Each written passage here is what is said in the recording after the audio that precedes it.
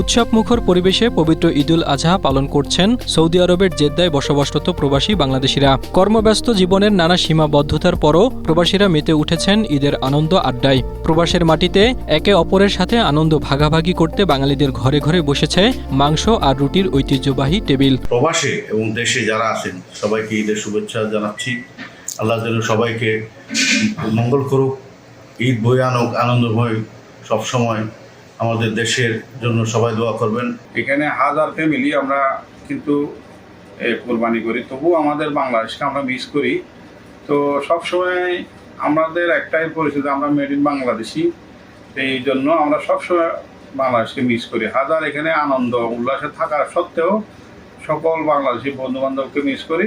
ঈদের এই বিশেষ দিনে প্রযুক্তির ছোঁয়ায় দূরত্বের সীমানা মুছে গেছে। খাওয়ার টেবিল কিংবা আড্ডার ফাঁকেই অনেকে ভিডিও কলে যুক্ত হচ্ছেন দেশের মাটিতে থাকা প্রিয় মুখগুলোর সাথে।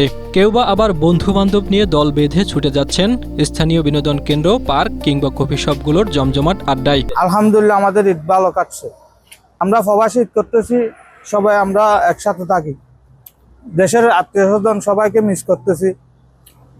আমরা আশা করি দেশে সবাই ভালো ঈদ কাটুক, আমরাও আলহামদুলিল্লাহ ভালোভাবে ঈদ কাটাচ্ছি। বিদেশ মানেই তো কষ্ট, আপনারা বোঝেন, সবাই অনেকে যারা আসছে তারা অবশ্যই বোঝে।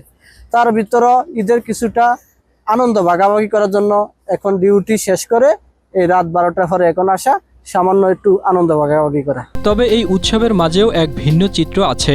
ক্লান্তিময় প্রবাস জীবনে অনেকে আবার একটু বিশ্রামের আশায় ঘুমিয়ে পার করছেন ঈদের এই ছুটির দিনটি। সব মিলিয়ে ত্যাগ আর আনন্দের মিশ্র এক অনুভূতিতে কাটছে সৌদি আরবের প্রবাসীদের Eid ul Adha. Desk report, Asia post.